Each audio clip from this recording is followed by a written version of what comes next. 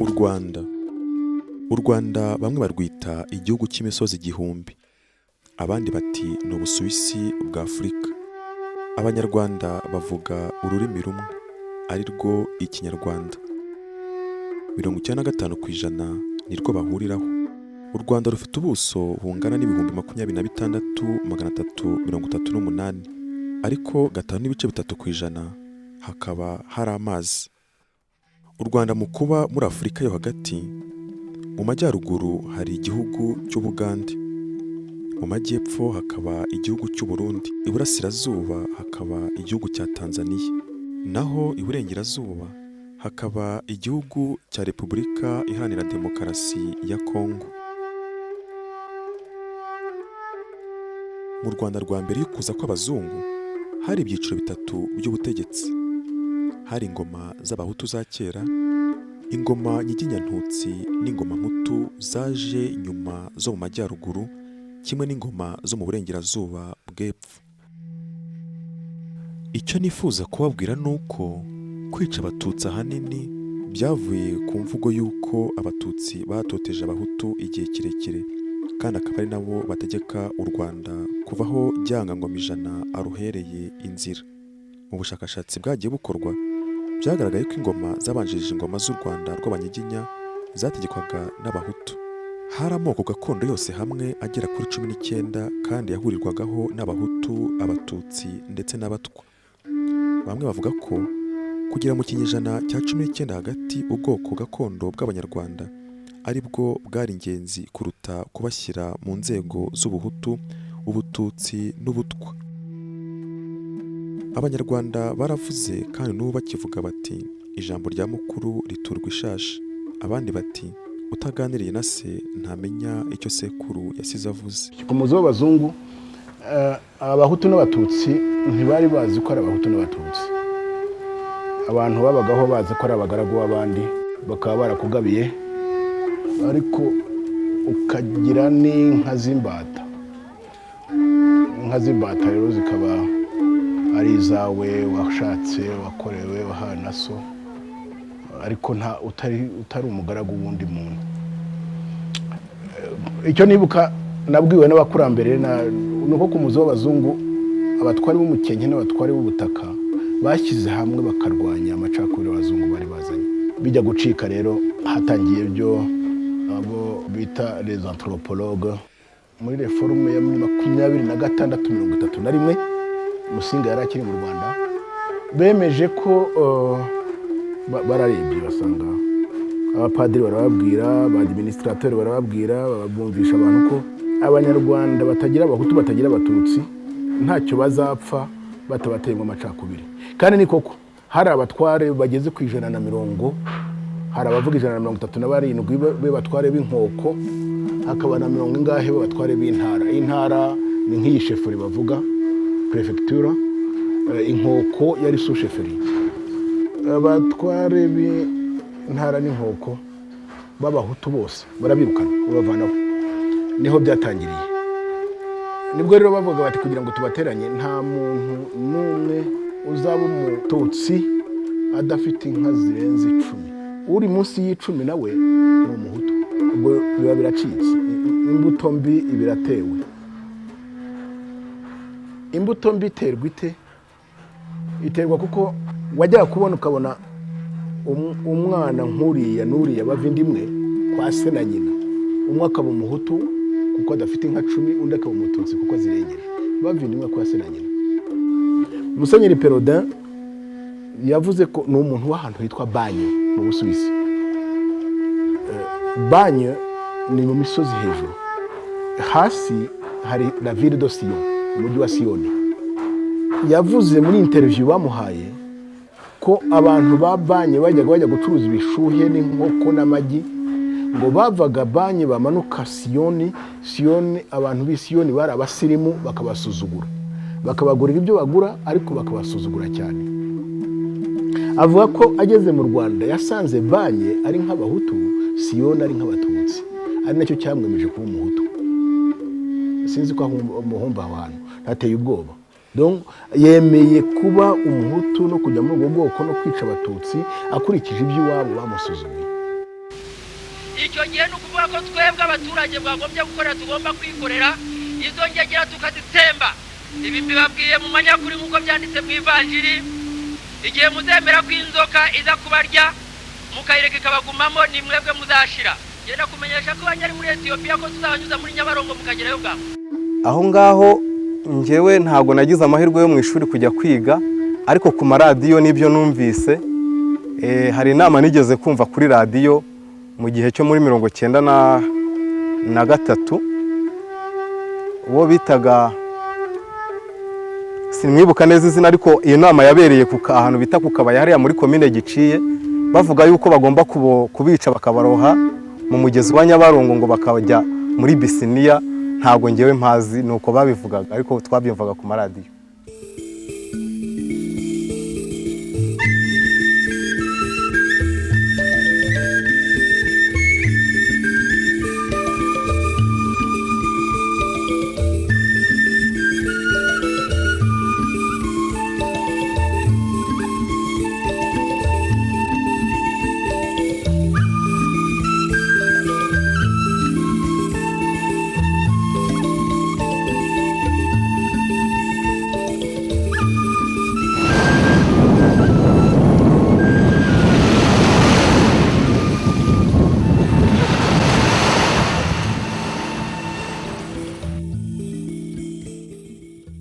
Mu gihe abanyarwanda basengaga Imana imwe, abenshi bahuriraga ku ijambo kirazira. Bati kirazira kwica, kirazira kwiba, kandi kirazira guhemuka. Mu mpera z'umwaka w'1959, inkuru ikwira mu Rwanda hose ko insoresore z'abatutsi zashatse gukubita uwitwa Dominiko Mbonyumutwa wari usushefu wo kundiza akaba n'umuparmehutu ukomeye.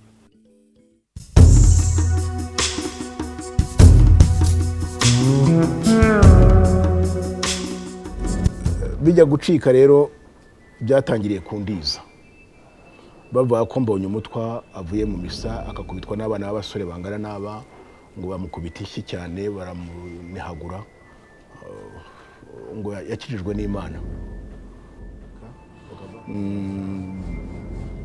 Twikira abatware bari aho ngaho bica abantu. Nyuma baje gushaka abashakashatsi, baje gusesengura basanga ibyavuzwe kuri Mbonyumutwa ari ukubeshya. Barashakaga gukoma imbarutso. Tariki 11 Ugushyingo 1959, nyuma y'iminsi 10 habaye imvururu zitiriwe abatutsi kugira ngo bicwe abahutu bishe abatutsi. Nuko ababirigi babibonye bohereza ingabo mu Rwanda zivuye muri Kongo. Colonel Guy Logiste niko gusimbuza abatware b'abatutsi abasimbuza abashefu n'abasushefu b'abahutu. Imiryango myinshi y'abatutsi yarasenyewe, indi iratwikirwa. Abatutsi benshi baboneza inzira y'ubuhungiro. Mu Kuboza 1963, igice cy'abanyarwanda bari barabaye impunzi bifuje kugaruka mu Rwanda. Nuko bituma mu gihugu hagati haba ubwicanyi, abatutsi benshi baricwa. Gregoire Kayibanda mu kuvuga ibirebana n'izo mpunzi zateye u Rwanda yabivuze muri ayo magambo. C'est plutôt une réaction de quelques aventuriers qui se servent d'une certaine jeunesse plutôt de bandits. Nyuma y'uko Gregoire Kayibanda yise abatutsi bari barahunze urubyiruko rw'amabandi, abatutsi bo mu gihugu hagati barafashwe abandi baricwa. Ari nako kandi ubutegetsi bwa Kayibanda bushyira ububasha bwa politiki n'ubw'ubukungu mu maboko y'abahutu bake bakomoka mu karere ka Nduga. Byatumye mu kwezi kwa Nyakanga 1973, Minisitiri w'Ingabo n'Ubusugire bw'igihugu Juvenal Habyarimana ukomoka mu majyaruguru yahiritse ubutegetsi bwa Gregoire Kayibanda. Ibyo nabyo byatumye hapfa abanyapolitike benshi bakomoka mu karere ko hagati na Kayibanda ubwe. Icyo gihe nabwo abatutsi benshi bishwe urubozo. Ibyo byose 1973 icyabaye ni iki? Regime yari naniwe. Regime ya Kayibanda yari imaze imyaka 11, bari bananiwe pe. Ari aho amaze kunywa urwagwa rumaze kumugera hano, barasuzugwe. Ikintu cyo gusuzugura, ubutegetsi busuzugura bugasuzugura abaturage babwo buba bushize. Bari barihaye gusuzugura abakiga n'abarera, kandi abakiga bafite imbunda na uniforme, bakabibwira ngo nibijya birara bituraririye. Regime yari naniwe rero, kandi abakiga n'abarera n'abashiru n'abagoyi bazamuka buri munsi bakomera. Wibuke ko yigeze kuvuga akomeje ati mbega inyenzi z'abatutsi ko mbona ziriho zitera mu Rwanda, bagize nk'ibyago bagafata Kigali, bibwira ko hari umututsi warokoka n'umwe. Yavuze mu Gifaransa muri discours ikomeye cyane ngo ce serait à supposer qu'au part impossible les inyenzi viennent à attaquer Kigali, à prendre Kigali. Ce serait la fin prématurée et totale de la race Tutsi qui est génocidaire. Ubwo rero abafaransa bari bamaze gutegura urugori. Kayibanda amaze kuvaho, bamujyanye muri Rake Ruhondo, aragaruka araryama hariya, hekenye ibijumba, cana inkwi, intebe kugira ngo yote, kumwicisha inzoga kugeza igihe baza kumurangiza. Hatangira regime ya MRND, abantu bajya mu bwato. Imigezi y'u Rwanda burya ifite amateka yihariye, ariko Akanyaru, Akagera, Mwogo, Rukarara, Mukungwa, iyo migezi Bahimba na Base, iyo migezi iragatsindwa n'Imana. Yuzuye amateka y'intumbi z'Abanyarwanda b'Abatutsi benshi cyane. Ibyo rero byarabaye bimara abantu cyane, ariko icyo abantu bibeshyaho nuko bitatangiye muri 1994, byatangiye muri 1959 kugeza muri 1961 na 1963 na 1965, ntabwo byigeze biruhuka. Nta gihe Abanyarwanda batacishijwe iy'ubusamo, kuko nta gihe batatemwa amaguru, nta gihe bataciwe imitwe, nta gihe batabaye mutilé, nta gihe batajugunywe mu mazi. Ibyo ni historique.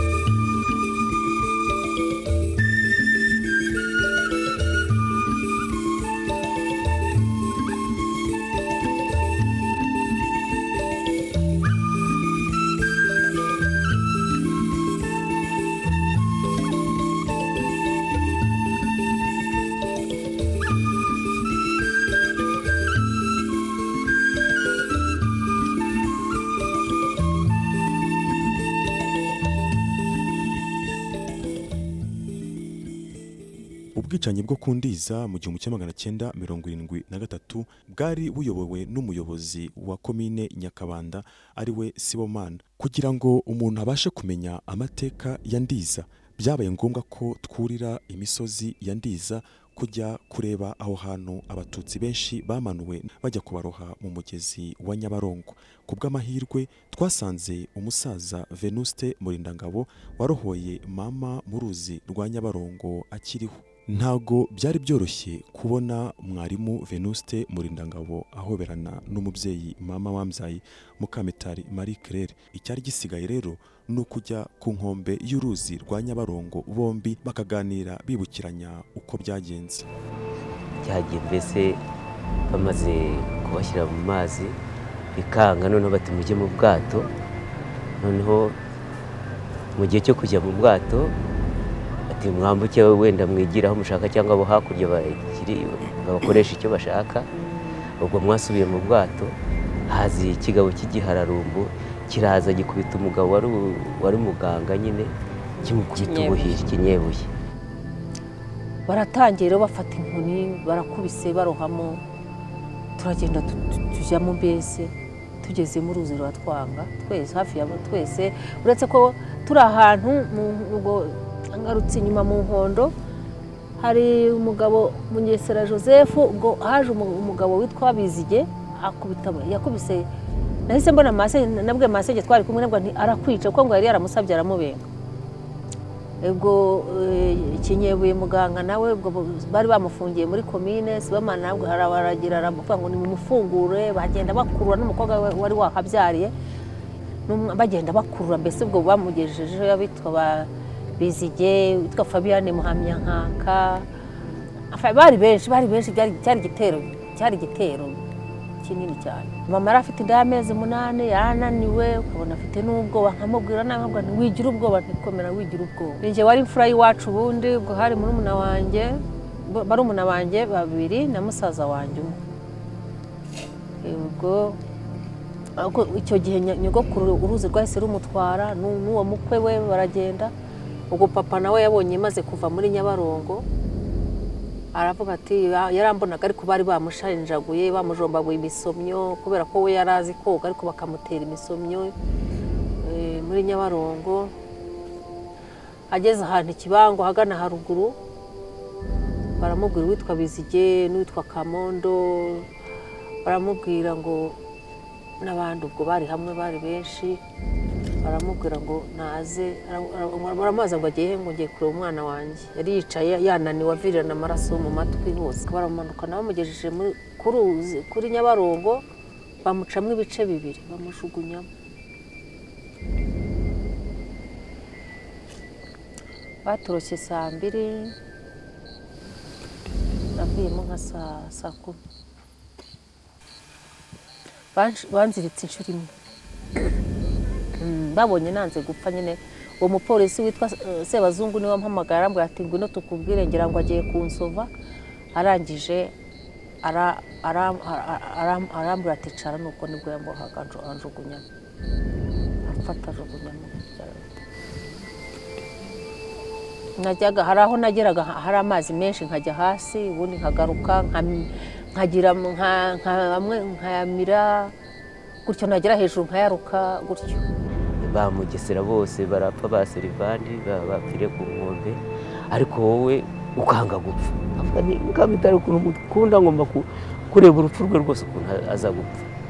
Urakomeza ntiwanga gupfa, ugeze aho gupfa, ugeze aho ufatwa mu ahantu hameze igiti, ndakeka ari umugano. Reba mama wanjye arimo agira gutya, ndabibona. Na murumuna wanjye n'akana ko kwa Mugesera nyine kabyara kanjye barabamujugunye, bakomeje kuba bari hamwe mbese mu mazi, ndabareba. Noneho nkabona na murumuna wanjye yanyuzeho we n'abo barimo kazi ba Stefania na Serivande, abo narababonye bari mu mazi. Serivande bo namubonye yapfuye, yegamye gutya ku nkombe, ababwira ati ariko ntimunkubite, mumbabarire, nabigishije abana baratsinda, mumbabarire ntimunkubite. Mu kanya gatoya ngeze hano imbere, ngeze gutya gatoya, mbona yegamye gutya yapfuye. Ariko mbere y'uko ufatwa, hari uwitwa Sebazungu, yari brigadier wa komine, n'umucuruzi witwa Nzita Matiyasi, Sebazungu ni Yohani. Ubwo nibwo bagufashe, umwe azirika amaboko, undi azirika amaguru. Umwe arangije gukora iby'undi bye, umwe afata amaguru uko yakayaboshye n'undi amaboko uko yakayaboshye, barazunguza baterera basubiza muri Nyabarongo. Nyuma rero baje no kumboha, bamuha amaguru, barongera bajugunyamo. Noneho ubwo nagendaga nk'igitumba hejuru ngenda, nuko ngeze aho rero nibwo naje nanone uruzi rwanyanze runegama ku mwaro. Venusite rero nibwo yitwa Venusite yabwiye umwana ati ariko shati abantu bose bapfuye, ati uyu nguyu we mwamuvanyemo. Nanone ugakomeza ugenda utya, umuntu akavuga ati ese buriya nkatekereza ntarakoreshwa n'igiki. Noneho uza gufatwa hahandi hameze umugano, umaze kuhafatwa, mbwira umwana twari twajyanye ntegenda wihangane, ukuri uko ushoboye batakureba, ubohora amaboko gusa, uhite wiyizira, amaguru ari bwirwaneho, turabona uko tuza kumutwara. Umwana araza arabikora, amaze kubikora, ubwo nawe wirwanaho ku maguru. Vamo ndirukanka njya ahantu ku ruhande, noneho ubwo haza abantu abagabo bafite imipanga, barandeba barambwira bati nawe ufite n'ishapure senga, baravuga ngo amagara ni mabi, baranyihorera. Babaporoso hari Ikibango hasi, barigendera mu kanya hamanuka witwa Manyenzi aravuga ngo perezida yabujije kumena amaraso ngo abatarapfa niba bajyane kuri komine. Turi aho ngaho ku nkombe ya Nyabarongo nifuje kumenya icyo mama yatekerezaga cyangwa se yabonaga mu gihe yari mu ruzi rwa Nyabarongo. Mazi numvaga ntacyo ntekereza, gusa naje guhuramo n'amasenge. Umwe mu mazi aranambwira ati umwana wanjye ari muri ruzi hamwe na mama, nuko turabeho. Yongera aribira. Ubwo ni byo nabonaga ibintu mwari. Noneho nkanavuga nkabareba nti Imana ibabariye kuko batazi icyo bakora. Niko navugaga ku mutima.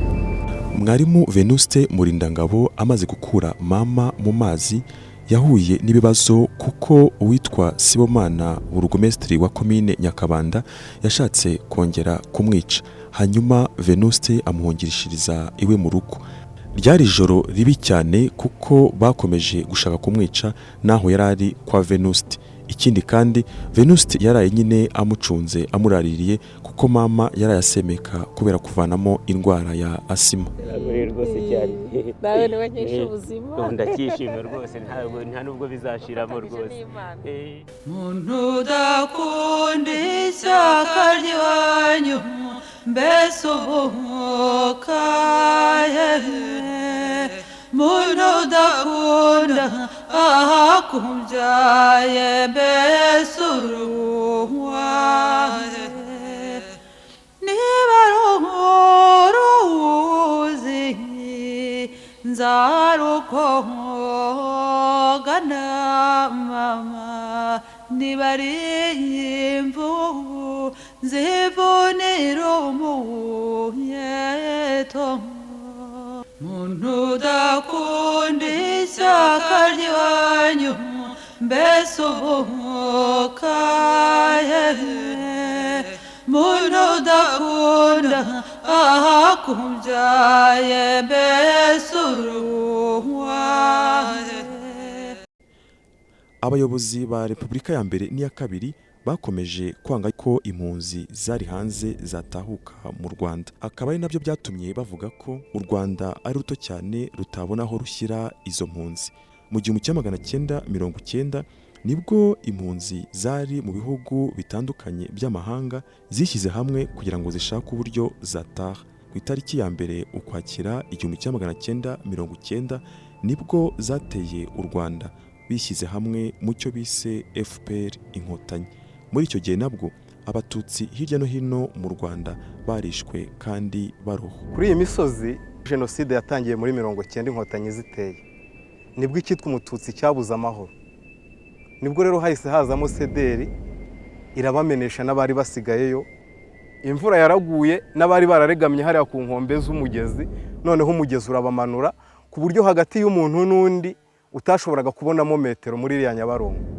Barabazanaga bakabica bakaborohamo, ubona bimuyobeye yanga gukubitwa iyo mihoro akirohamo.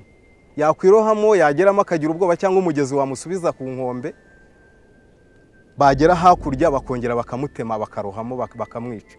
Nubwo buryo babishemo. Icyaje gukoma ku mbarutso yo kwica abatutsi tariki 6 Mata 1994, indege yari itwaye perezida Habyarimana yarahanuwe ubwo nyine yiteguraga kugwa.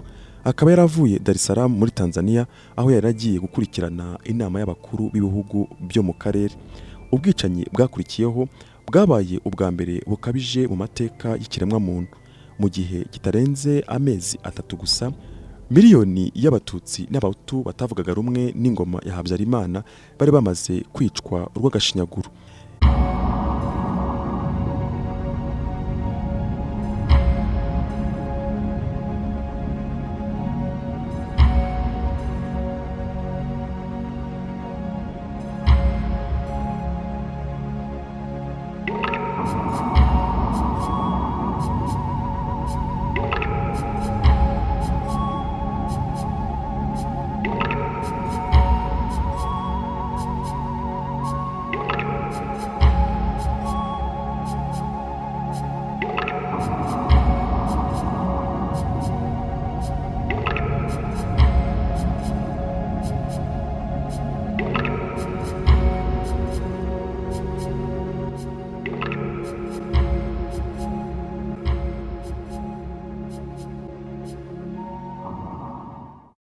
1994 jenoside iratangiye.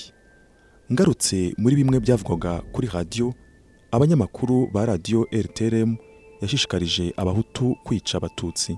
Bagiye bagaruka ku madiskuru yagiye avugwa na bamwe mu bihangange mu ntera hamwe muri za mitingi hirya no hino mu Rwanda. Icyo gihe nukuvuga ko twebwe abaturage bwagombye gukora tugomba kwikorera izo ngegera tukazitsemba. Ibi mbibabwiye mu manyakuri nk'uko byanditse mu Ivanjiri. Igihe muzemera ko inzoka iza kubarya mukayireka ikabagumamo ni mwebwe muzashira. Genda kumenyesha ko abanyari muri Ethiopia ko tuzabanyuza muri Nyabarongo mukagerayo bwabo.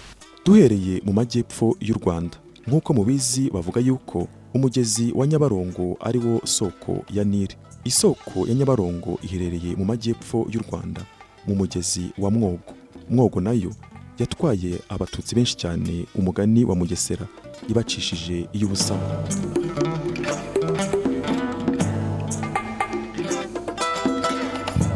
Ariko ubwo muri uko kugenda yaragiye azana abantu bo kutwica. Hasohotsemo abasore babiri banini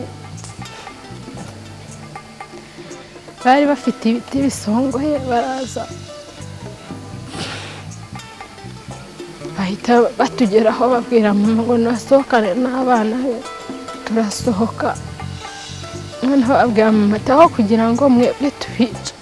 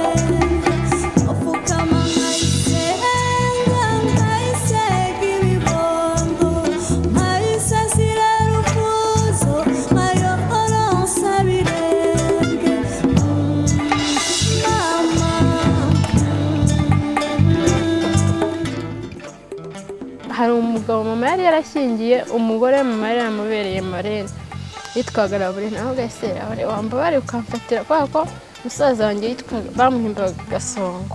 Nabwo wamba ukamfatira Gasongero basta akajya kuragira inka ngo hoya ko nafata ngo abatutsi rwose ngo ntabwo aramwangira. Njye ntabona mama rira ubwanye mwana hari no kubera ko yari n'umunsi we wanyuma yabwati mwana wanjye atahubwo atinyaga amazi utarabona. Ati ngo tugiye gupfa, atari ko hatagira umwana umva iruhande, ntacyo mwese muzitujyane dupfire hamwe, atahubwo bagiye kuturaha mu ruzi. Ubwo nyine twihanganisha tugumana nawe.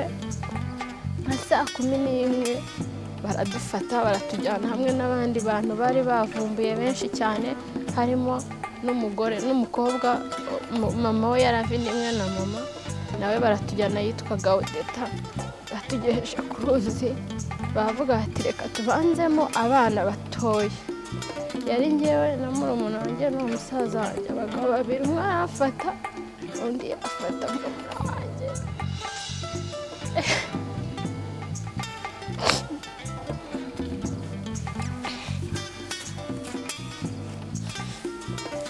Barangije batujugunyamo, njyewe mpita bakimara kutushugunyamo sinzi uko byagenze, mfata ibyatsi. Fashe ibyatsi aho hakurya, hari hakurya y'inkombe bavuga ngo dore mwana afashe ibyatsi. Sinzi ukuntu nongeye kubirekura.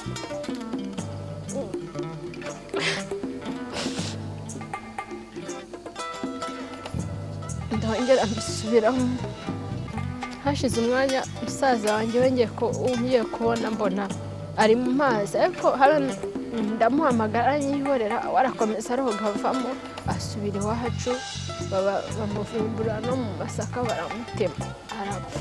Njye sinenzi ko yapfuye, ahubwo ndaho ngaho ku nkombe naramubonye ari kureremba mu mazi, ndamuhamagara urebye ko nashaka kumuhamagara, ni mama waje ko nanjye ndi hano, aranyibura. Sinenzi ko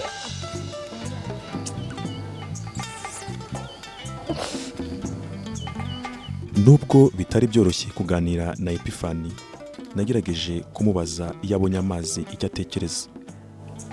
Ndanibuka mu maboko byo niyo mbonye amazi menshi barumva cyane cyakazita nko mu kwa kane, nibwo numva inyota inyishe, kandi nabyo bigira nka periyode biza igahita hanyuma amazi nshobora kunywa nk'akabido gata, amazi yose nyafata kimwe mbona asa n'amaraso.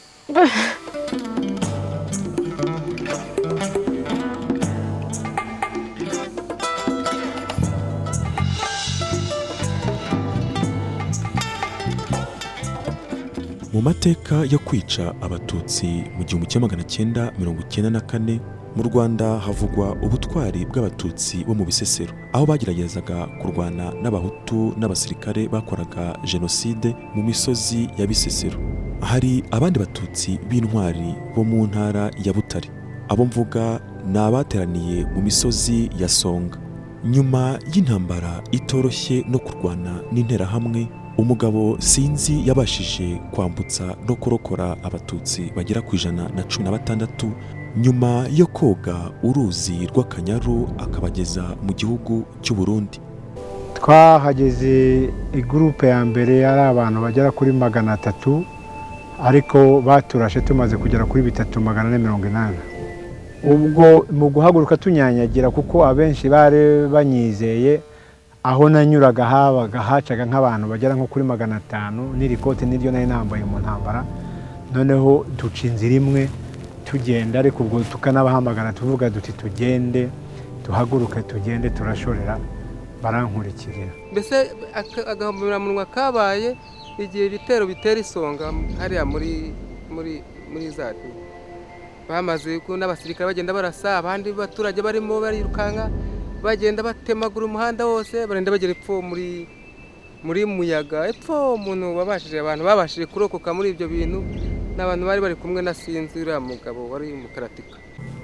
Mu bisanzwe bari basanzwe bazi ko ndi umukaratika, kuko uretse wenda kuba wandasa unsanze nta ntwaro mfite, ndumva nta muntu wapfa kunshobora, ariko nicyo cyampaye icyizere, n'abaturage baba bari kumwe bakumva ko bari kumwe n'umukaratika ukomeye, bakavuga bati wenda aho tuzagera azadutabara cyangwa se azatugira inama yo kwihagarara. Kugeza ubu ngubu, icyo gihe nari mfite umukandara w'umukara dane ya 2, ariko umaze kugira iya 4. Twaraje tuhageze, imbere hari abasore, ndibuka umugabo Sinzi Tarisisi niwe twari turi kumwe, nubwo niwe wari uturangaje imbere, yagerageje gukomandinga gisirikare. Ibyo ari byo byose nta zindi ntwaro twari dufite, ikintu twakoresheje ni amabuye, turwana n'abantu bari baraho ngaho. Muri ako gace nta bantu twari tuzi bari bahari, wenda ngo tuvuge ngo ni runaka, ariko twarwanye nabo iminota igera kuri 30, bariyeri iratsimbuka, ubwo durakomeza turagenda. Twahageze turi abantu wenda bagera nko muri 300 nibo nibuka bari hafi, ariko twari ibikundi byinshi ku buryo n'inyuma habaga hagiye hasigara utundi duce. Icyo gihe rero twaragiye, ubwo bari basigaye inyuma bakeya, bari bananiwe cyangwa se bari barorongotanye, nibo bageze aha ngaha barahagwa.